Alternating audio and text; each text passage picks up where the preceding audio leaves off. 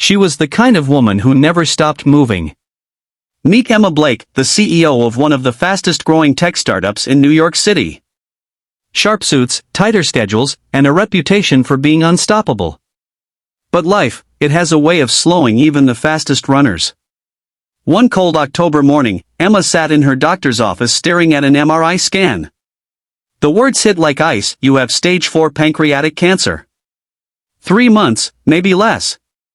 Her world shattered in silence. The woman who once commanded boardrooms suddenly found herself counting sunsets instead of profits. Before we go deeper into this story of love, redemption, and kindness, take a second to subscribe to your channel name. We share real stories that remind us of the good still left in this world. Don't forget to like, comment, and share this video because kindness deserves to be heard. When Emma left the hospital that day, she didn't know where to go. She had everything: wealth, a penthouse apartment overlooking Central Park, and a closet full of clothes most people could only dream of. But none of it mattered now. She had no family. Her parents were gone, no siblings, and no close friends. Years of chasing success had left her isolated. People respected her, but no one really knew her. She wandered the city streets that evening, watching people rush home to their families. Laughter echoed from cafes, couples held hands, children ran through fallen leaves. For the first time in years, Emma felt small. Forgotten. Alone. That's when she met Daniel. Daniel was a single dad in his mid-30s, working 2 jobs to take care of his 7-year-old daughter, Lily. He was delivering food that night when Emma ordered dinner to her apartment, something simple, just soup and bread. When he arrived, she opened the door, pale and tired. She tried to hand him a tip, but her hands trembled, and the money slipped to the floor. Daniel bent down, picked it up gently, and smiled. "Rough day?" he asked softly.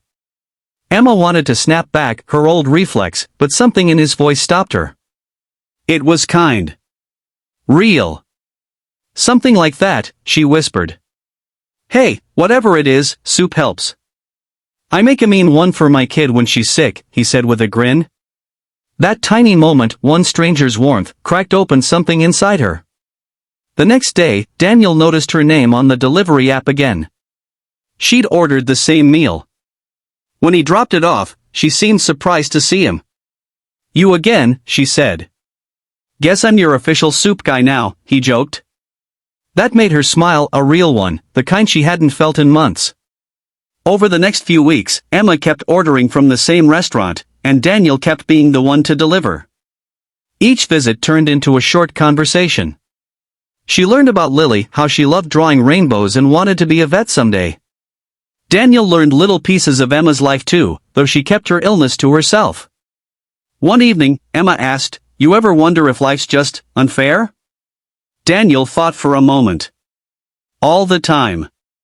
But then Lily hugs me, and I realize maybe it's not about fair. Maybe it's about what we do with what we're given." Those words stayed with her. By mid-November, Emma's health began to fade quickly. The treatments were draining, and the doctors said the cancer was spreading faster than expected. She started losing her hair, her strength, and her hope. But she still looked forward to Daniel's visits. He always brought a little extra, sometimes a handwritten note from Lily, or a homemade muffin. One night, he showed up late, shivering from the cold, holding a small box wrapped in plain brown paper. "What's this?" she asked. "Lily wanted to give you a gift. She said you look lonely on your balcony." Emma opened it and found a small snow globe. Inside was a tiny girl and her dad building a snowman together. Her eyes filled with tears. "Tell her it's perfect," she whispered. The days rolled by, and December came. Christmas lights glowed all over the city. But in Emma's heart, darkness was closing in. One morning, she called her assistant and said she was stepping down as CEO. The company would go on without her. She didn't want headlines or sympathy, she just wanted peace. That night, Daniel arrived with Lily. "Hope you don't mind," he said. "Lily insisted we bring the Christmas spirit to you." They carried a small fake tree, a few decorations, and a bag of cookies. Lily ran around the apartment, laughing, hanging ornaments, while Daniel helped Emma sit on the couch. For the first time in months, she didn't feel like a dying woman, she felt human. When Lily was done, she turned to Emma and said, "You can be part of our Christmas if you want. Daddy says there's always room for one more."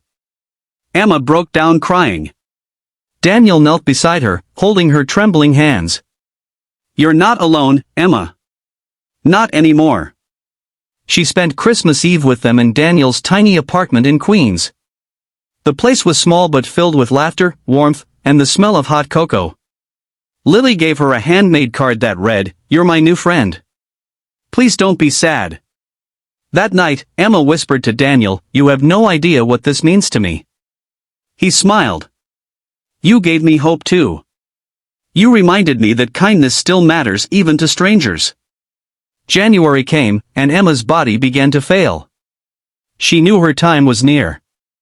One snowy afternoon, she asked Daniel to take her somewhere. He wheeled her out to Central Park, to the spot where she used to jog years ago before life got busy. They sat in silence, watching kids play in the snow. "Daniel," she said softly, "I spent my whole life building things, companies, money, reputation. But I never built love. You and Lily, you gave me that. You gave me something no medicine ever could." Daniel's eyes welled up. "You gave us something too. You taught me not to give up on people. That everyone deserves a second chance to feel seen." Emma reached into her coat pocket and handed him an envelope. "I made some arrangements. When I'm gone, I want you to open this." He tried to refuse, but she insisted. "Please. It's my way of saying thank you." 2 weeks later, Emma passed away peacefully in her sleep. Daniel attended her small memorial service. There weren't many people, just a few old colleagues, her nurse, and him. Afterward, he remembered the envelope. Inside was a handwritten letter and a document. The letter read, "Dear Daniel, you once told me that life isn't about fairness, it's about what we do with what we're given. You did something extraordinary with so little, and I want to help you do more. Enclosed is a fund I've created in Lily's name. It's enough to cover her education, your home, and to start something you've always dreamed of, a small restaurant. Name it whatever you like, but I hope you'll call it Kindness Cafe. Because that's what you gave me, kindness, when I needed it most. Thank you for reminding me how to live before I died.